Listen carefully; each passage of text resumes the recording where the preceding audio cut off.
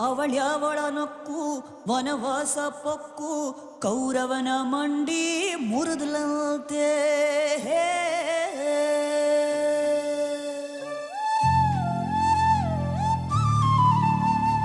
ಅವಳ್ಯಾವಳ ಅತ್ತು ಅಪವಾದ ಹೊತ್ತು ರಾವಣನ ವಂಶ ತೊಳೆದಲಂತೆ.